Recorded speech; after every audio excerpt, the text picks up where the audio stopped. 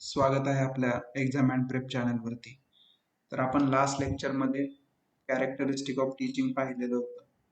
तर आज आपण पाहणार आहोत लेवल ऑफ टीचिंग. तर टीचिंगच्या 3 लेवल आहेत.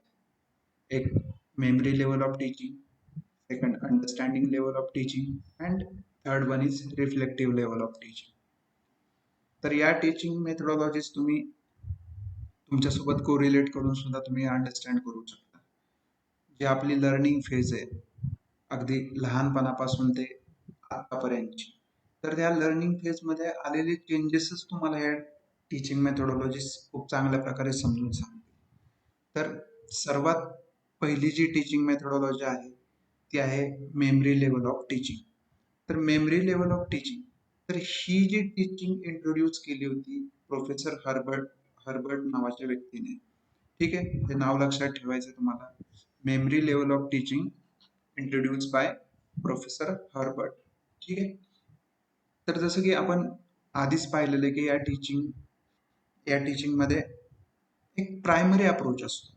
प्रायमरी अप्रोच, तर ही फर्स्ट लेवल ऑफ टीचिंग आहे. हे एक लक्षात ठेवायचं आहे. कधी कधी MCQ मध्ये तुम्हाला विचारू शकतात की memory level of teaching is also known as first level of teaching. तर कधी कधी असे फसवे प्रश्न देऊ शकतात. तुम्ही बघा, आपल्या स्कूलमध्ये जेव्हा तुम्ही लहानपणी शिकत होता, तुम्ही मी, तर आपल्या टीचरचा पहिला अप्रोच हाच असायचा की चला घोकंपट्टी. दिस type of teaching include rot memorisation. आता रोट मेमोरायझेशन म्हणजे काय? सरळ साधा शब्द आहे, रट्टा मारणे. तर लहानपणी आपण तेच करायचो, रट्टा मारायचो.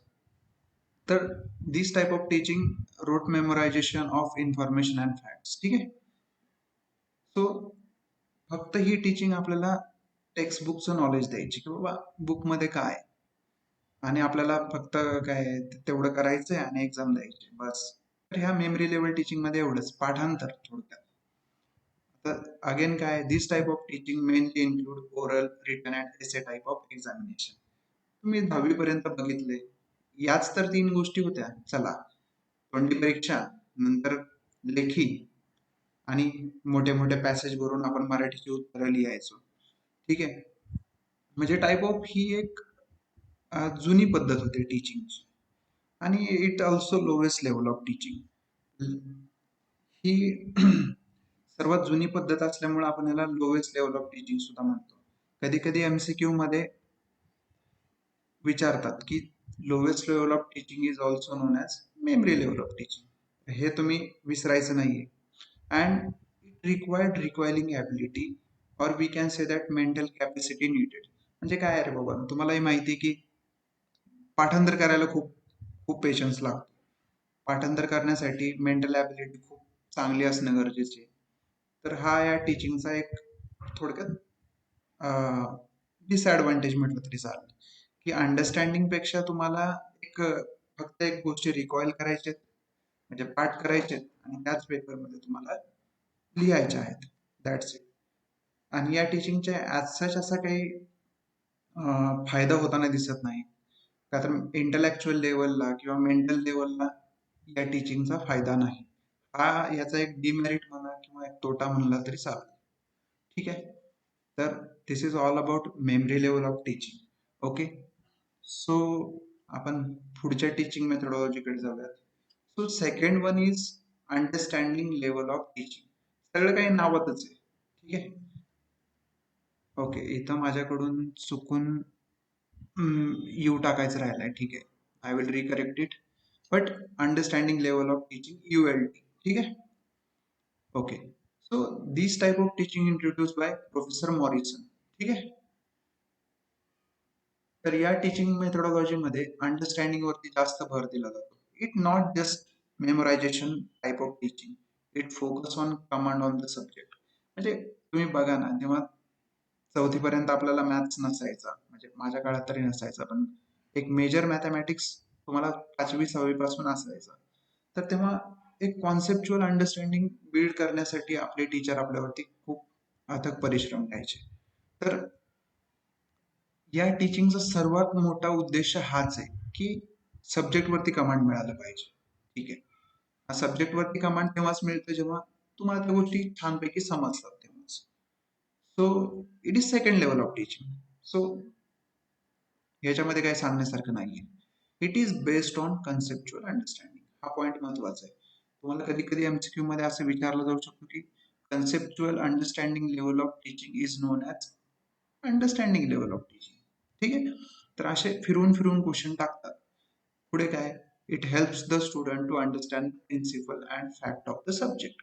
म्हणजे सब्जेक्टचा किंवा त्या विषयाचा गाभा समजून घेण्यासाठी ही टीचिंग जास्त युजफुल आहे. Okay, it raise the intellectual level of student. Of course जेव्हा गोष्टी समजतात तेव्हाच आत्मविश्वास बळावतो आणि इंटेलेक्च्युअल लेवल सुद्धा वाढते तुमची. आता या टीचिंग मध्ये objective and essay both are include. म्हणजे जी आपण मागे जी टीचिंग लेवल पाहिली, मेमरी लेवल ऑफ टीचिंग, तर त्याचे जे एलिमेंट्स आहेत ते यामध्ये इन्क्लूड केले जातात. ठीक आहे, तर मागच्या टीचिंग पेक्षा या टीचिंगचा बेनिफिट जास्त आहे आणि सर्वात जास्त वापरली जाणारी टीचिंग मेथोडॉलॉजी हीच आहे. का तर कन्सेप्च्युअल लेवल तुमच्यामध्ये डेव्हलप होण्यासाठीच या टीचिंगचा वापर केला जातो. दॅट्स इट, जास्त काही नाहीये. So understanding level of teaching I hope तुम्हाला क्लिअर असेल. Okay, so let's move to the next teaching level, that's reflective level of teaching. Again इथं माझ्याकडून चेंज करायचं राहिले. ठीक आहे, दॅट इज कॉल्ड RLT. ठीक आहे, reflective level of teaching. Okay, so this type of teaching introduce by professor Hunt. तर या टीचिंग वर काम कोणी केलंय, एका प्रोफेसर हंट नावाच्या व्यक्तीने. ठीक आहे, तर मागच्या दोन टीचिंग पेक्षा याच्यामध्ये अनेक ऍडव्हान्टेजेस आहेत. It is the highest level of teaching, include the element of MLT and ULT. म्हणजेच मेमरी लेवल टीचिंग आणि अंडरस्टँडिंग लेवल टीचिंग या दोन्ही टीचिंगच्या एलिमेंट्सचा याच्यामध्ये वापर केला जातो. मग तुम्ही म्हणाल की काय नक्की म्हणजे अंडरस्टँडिंग लेवल मध्ये आणि रिफ्लेक्टिव्ह मध्ये काय असा काय फरक आहे? तर आहे, नक्कीच फरक आहे. जेव्हा तुम्हाला गोष्टी समजतात, तुम्ही बघा, जेव्हा गोष्टी तुम्हाला समजतात तेव्हा तुम्ही त्या अप्लाय करता. कशावरती? प्रॉब्लेम सॉल्व्हिंग वरती. बरोबर आहे ना? अप्लाय करण्याच्या गोष्टीला किंवा तुम्ही काहीतरी एक रिसर्च सेंट्रिक होता, तुम्ही तुम्ही काहीतरी शोध लावण्याचा प्रयत्न करता, काहीतरी शोधण्याचा प्रयत्न करता, तर तर तो प्रॉब्लेम सॉल्व्हिंग अप्रोच तुमच्यामध्ये डेव्हलप होतो, तो रिफ्लेक्टिव्ह लेवल ऑफ टीचिंग मध्ये होतो. That's it. And it is expected that the student will use research methodology, जसं मी आत्ताच म्हणालो, टू सॉल्व्ह द प्रॉब्लेम. तर तुम्हाला काहीतरी गोष्टी आधी रिसर्च कराव्या लागतात. जसं की तुम्ही बघा, आता PhD लेवलला वगैरे आधी तुम्हाला खूप सारे रिसर्च पेपर अनालिसिस करावे लागतात. रिसर्च पेपर अनालिसिस केल्यानंतर तुम्ही काहीतरी एक स्वतःचं कन्क्लुजन घेऊन त्याच्यावरती काम करता. तर थोडक्यात हे त्याच टाईपचं. Okay, so this type of teaching raise the overall growth of student like belief, attitude and learning approach.